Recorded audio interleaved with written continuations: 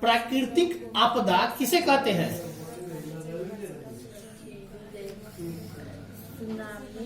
Okay, tsunami का मतलब जानते हो? सुनामी का मतलब क्या होता है?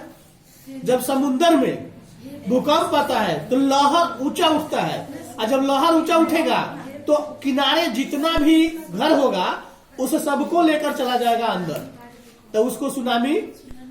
बाढ़ का मतलब जानबे करते हो, जब बारिश अधिक होती है तो जिस स्थल पर रहते हो वहां पानी की मात्रा अधिक हो जाती है, उसको हम लोग बाढ़ कहते हैं। और भूकंप जानबे करते हो। मानव आपदा किसे कहा जाता है? सही से बोलो, सही से बोलो। मानव आपदा, मानव भी एक तरह का आपदा है।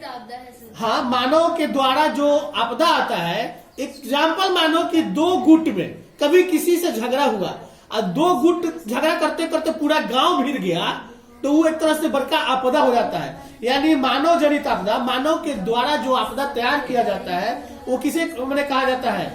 तो सांप्रदायिक आपदा। सांप्रदायिक का मतलब किसी धर्म को लेकर लड़ाई, किसी जाति विशेष को लेकर लड़ाई, और किसी छुआछूत भावना की विशेष लड़ाई, या मतलब कोई ऐसा जिससे लगे कि एक जाति या संप्रदाय के लोग एक तरफ हो गए और एक जाति और संप्रदाय के लोग एक तरफ हो गए, लड़ाई जारी हो गया, वो मानव जनित आपदा कहलाता है।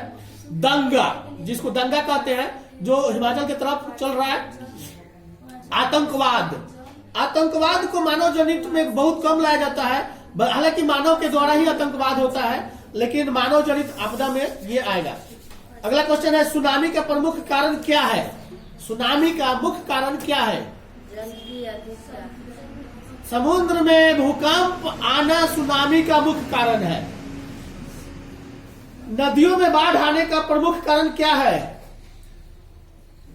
जल की अधिकता। जल की अधिकता। जल ज्यादा आएगा तो नदियों में बाढ़ आएगा ही आएगा, क्योंकि नदी गाढ़ा होता है। गड्ढा का मतलब नीचे, सतह से नीचे होता है, सारा पानी उसमें जाएगा ही जाएगा।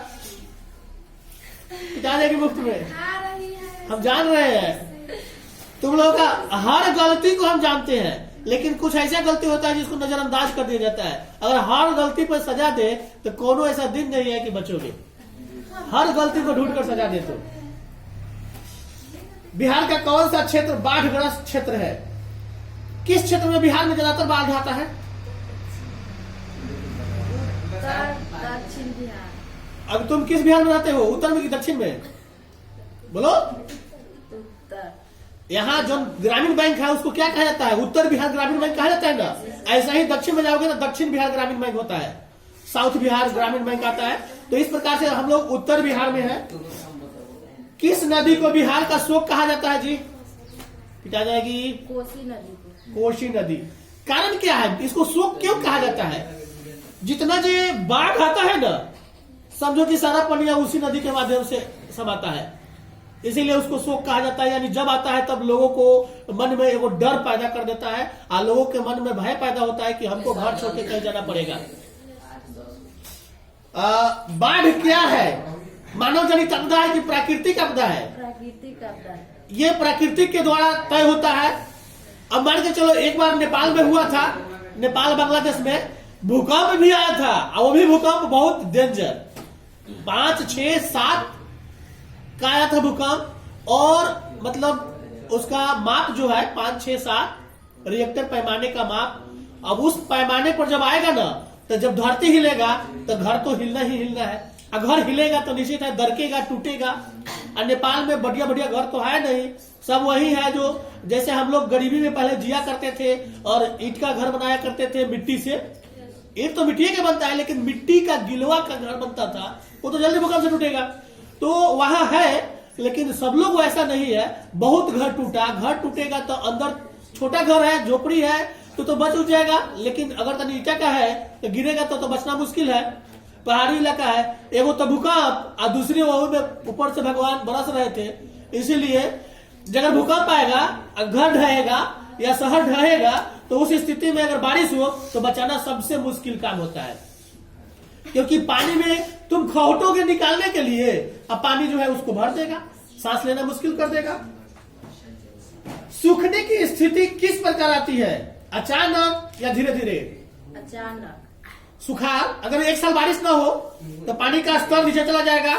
अब ऊपर रहेगा तब तो कोई भी फसल लगाओगे तो होगा, क्योंकि फसल को पानी तो चाहिए ही चाहिए।